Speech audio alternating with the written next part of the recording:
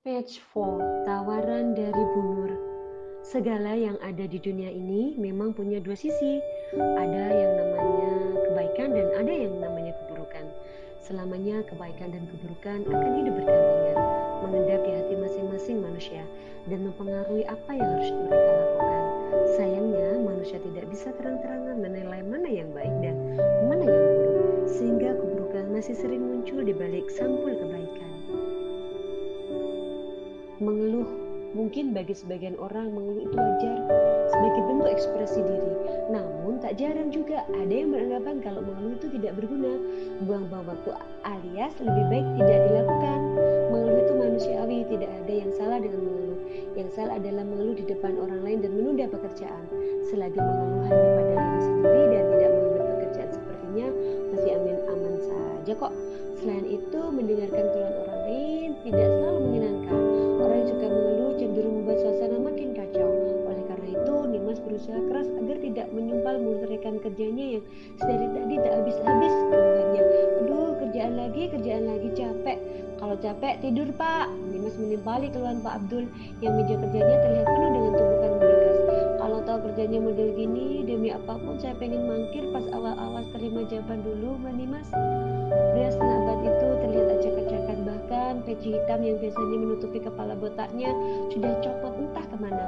Nimas tertawa kecil melihat rekan kerjanya yang uring-uringan itu. Mata Nimas mengamati gelar yang menempel di meja si rekan kerja.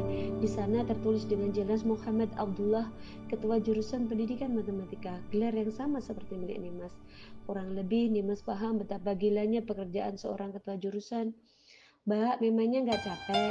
Capek pak, alih-alih mau mangkir saya lebih pengen mutasi. Loh, memang bisa ya? Dengar-dengar Mbak Nimas ini kan kesayangan rektor kita.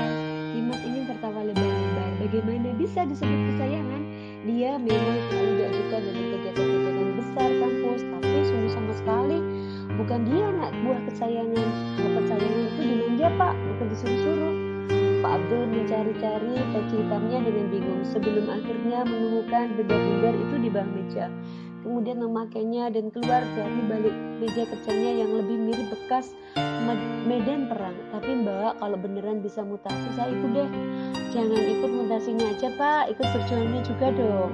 Aduh, tolong jangan ucapkan kata-kata keramat macam berjuang, dedikasi, pengorbanan, kerja ikhlas. Jangan mbak, jangan, muak saya.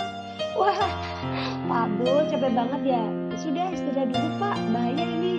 Pak Abdul hanya geleng-geleng kepala dan berlalu. Mungkin beliau ingin pergi ke kamar mandi, sedikit membasahi kepala gersangnya dengan beberapa percikan air agar kembali segar. Setelahnya Nimas termenung. Ia paham betapa stresnya jadi seorang ketua jurusan. Melihat bagaimana Pak Abdul setiap hari mengeluh membuatnya sadar kalau ia punya teman. Selama ini Nimas selalu berusaha terlihat baik-baik saja dan menurut apa kata atasan, mengerjakan pekerjaan di luar bidangnya, mengerjakan sesuatu yang tidak seharusnya ia kerjakan. Nimas tak kuasa menolak setiap pekerjaan yang dilimpahkan padanya, walaupun pasti akan berakhir dia yang kesusahan kontak-kontak kesana kemari demi menyelesaikannya. Haruskah Nimas juga ikut mengeluh seperti yang dilakukan Pak Abdul agar semua orang tahu betapa sulit pekerjaannya? Siapa tahu nanti sang atasan terpenuh hatinya dan saat itu membebani Nimas dengan pekerjaan. Ih, sama sekali nggak keren, mirip pengecut. Ya begitulah Nimas, lebih memilih mengorbankan diri sendiri daripada harus menolak permintaan orang lain, walaupun nanti imbalan atas pekerjaannya hanya sebatas ucapan terima kasih. Rapat besar diadakan, dipimpin langsung oleh Rektor Pembanggaan Universitas Negeri 17 Surabaya, dihadiri oleh para dekan dan jajarannya serta para ketua jurusan. Setiap anggota rapat diberi kebebasan untuk menyuarakan pendapatnya. Banner besar ditulis bertuliskan eksistensi badik di era milenial sebagai wujud ekspresi diri mencuri perhatian semua peserta rapat. Ruangan rapat yang dingin karena AC masih terasa panas karena semangat para peserta yang membara. Sang rektor mengiming-imingi imbalan yang luar biasa bagi siapapun yang bisa memberikan ide cemerlangnya demi kesuksesan acara ini.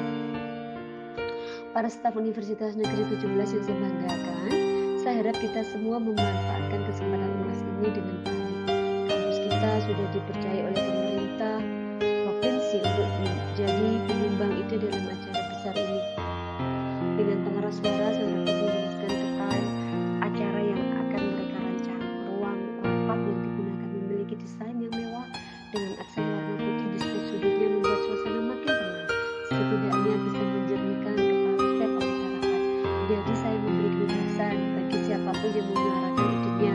Kalau belum jelas kalian bisa konsultasi ke Bu Nuryanti, Wakil Rektor 1. Cukup itu saja dari saya. Pemegang takhta tertinggi di universitas itu meninggalkan ruang rapat, menjadikan suasana begitu rusak. Mbak, mau bekerjasama dengan saya tidak? Dimas fokus dengan ide di kepalanya. Tahu-tahu Pak Abdul muncul dan duduk di sampingnya. Mau Mbak? Sebuah tawaran menghampirinya. Sebenarnya Dimas masih belum begitu tertarik dengan itu. Pekerjaannya sudah banyak.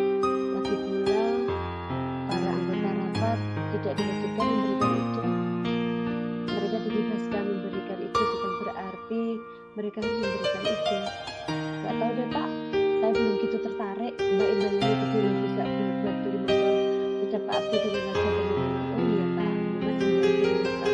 Saya juga memberikan ide Pak Abdul. Gimana tertarik kan?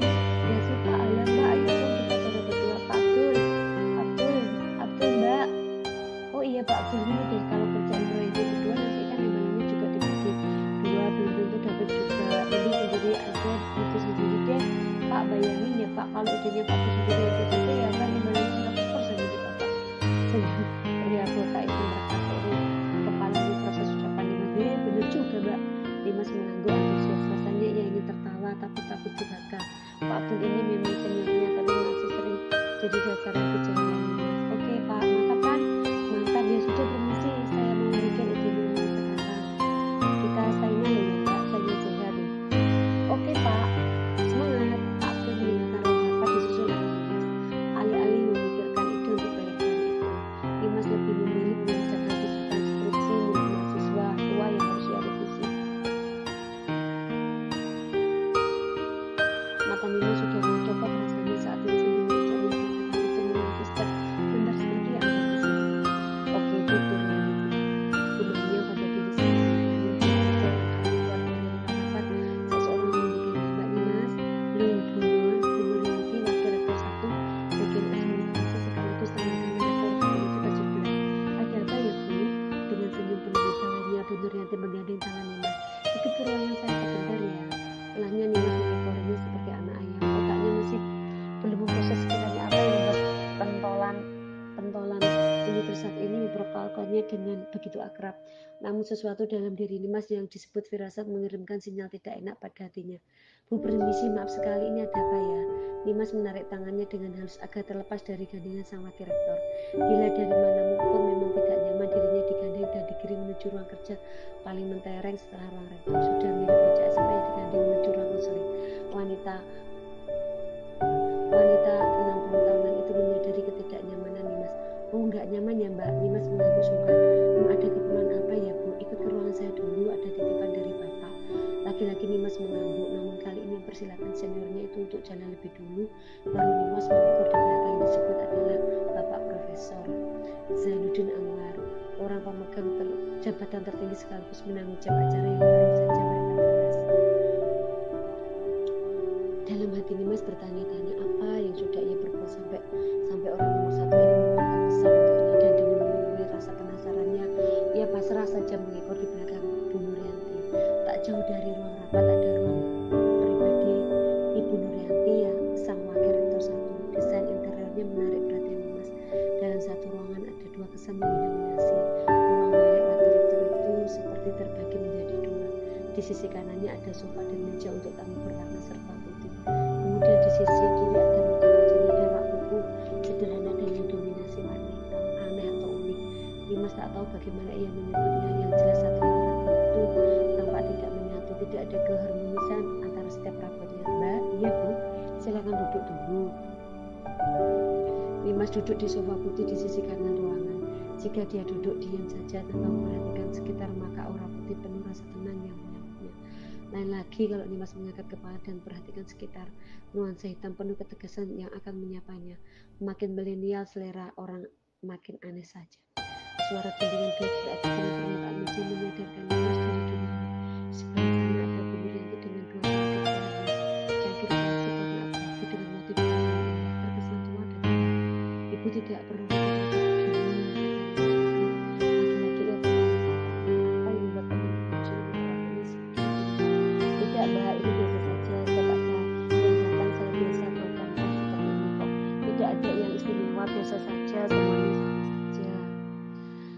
menyadari Nimas yang berekspresi keanehan di depannya, Ibu Nuryanti kembali buka suara. Jangan kaget, Mbak. Saya hanya tidak suka basa-basi. Kalau begitu, bisa Ibu jelaskan sekarang kenapa saya diminta ke sini untuk basa-basi? Sangat marah pada sama Profesor Yanti ini saya membimbing Anda dengan keren. Tapi kita bahas di depan. Membimbing? Iya membimbing. Anda butuh bimbingan saya agar bisa melakukan itu untuk kampus kita. Sebentar Bu, apa semua yang dilakukan juga mendapatkan bimbingan Ibu? Maksud saya apa semuanya juga sama saja, tidak istimewa? Bukannya langsung menjawab, Bu Nuryanti malah terkikir. Beda Mbak, kali ini istimewa hanya Anda saja yang akan saya bimbing karena Anda istimewa.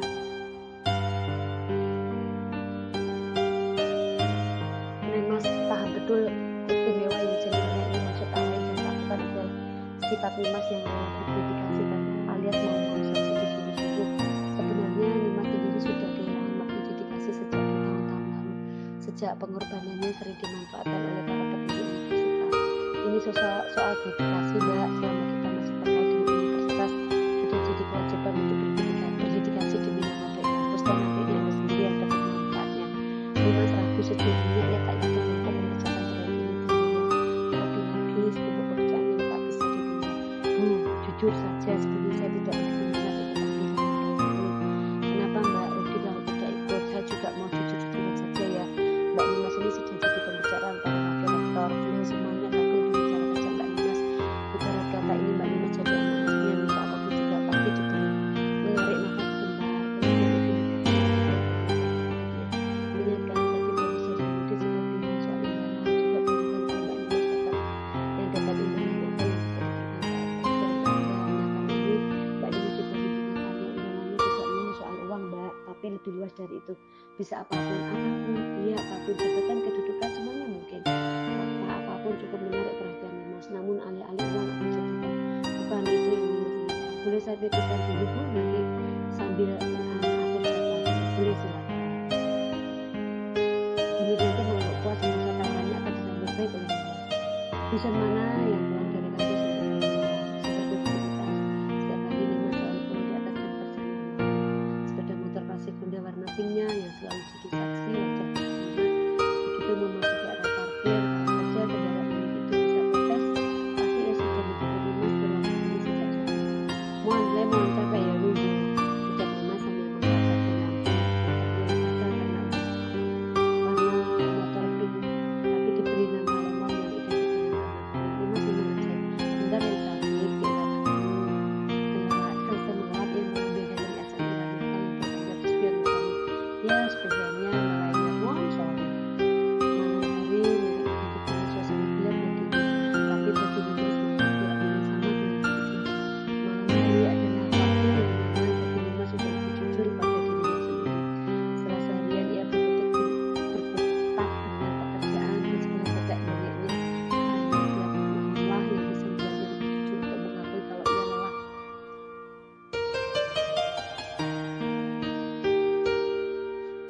Di saat gelap malam mulai memasuki, tak ada seorang pun yang tahu wajah lelah Nimas sehingga ia tak akan ragu untuk jujur. Dinantinya cukup lama, kepala Nimas sudah amat lelah, bersiap pergi meninggalkan anak-anak. Di jalan yang sepi dari kampus menuju tempat kosnya, Nimas berada di belakang lainnya apakah gelap malam. Mungkin tak seorang pun mengenalnya, tetapi terasa mengenalnya. Saat berpisah Nimas terlampau pilu angin berhembus dengan lembut menyapu wajahnya. Seakan itu dihembus air mata yang permisi melewati kedua pipi Nimas. Mohon hari ini Bu Harik bilang kalau aku bisa minta apapun sama Pak Rektor asalkan aku bisa dapat proyeknya. Gimana Mon? Bayangin Mon, setelah aku kerja keras buat ngebul proyeknya, terus aku minta imbalan yang boleh apapun itu, ternyata aku mintanya resign jadi penghuni panggilan kota pahlawan ini. Nimas menarik rem motornya, berhenti tepat di belakang garis polisi lampu merah. Hanya tinggal 2 meter saja dan dia sampai di tempat kosnya. Dengan pintu menonjol, Nimas menengadahkan ke arah gelapnya awan. Ia menghela nafas, tak sensasi pertama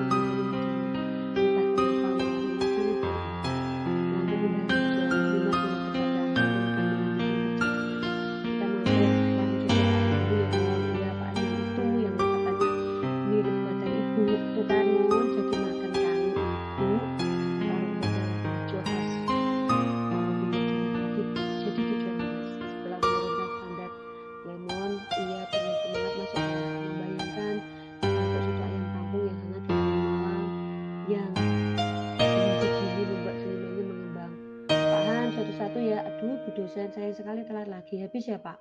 Ya Bu, barusan diborong orang dari kantor polisi itu loh. Senyumnya luntur, sayang sekali. Kok malam banget Bu dosen pulangnya?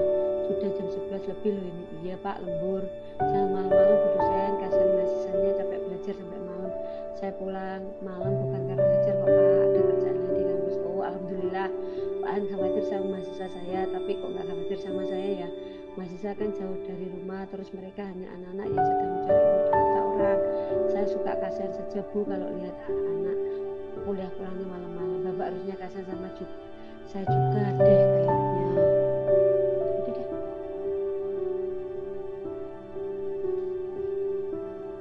Kebalik Bu. Kebalik Bu dosen yang harusnya kasihan sama saya. Penjual soto di pinggir jalan gini nggak ada apa-apanya dibandingkan dosen muda seperti Ibu.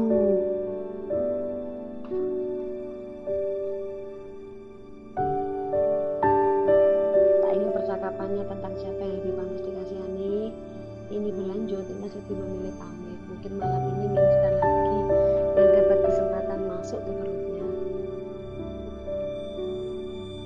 Kok malah jadi batal nasib sih Pak? Ya sudah, saya lanjut pulang saja. Manusia memang makhluk paling gampang iri dan hobi membanding-bandingkan ya Bu dosen. Iya kayak Pak, kan saya manusia. Hati-hati Ibu. Dimas kembali ke motornya mengambilkan Ibu di jok lemon. Baru ditinggal sebentar kok sudah basah lagi sih Mon. Bun banget ya ini. Ya udah Mon, pulang aja kita, mampir toko kelontong dulu deh. Beli mie instan. Begitulah Dimas mengakhiri harinya berangkat kerja di awal waktu bekerja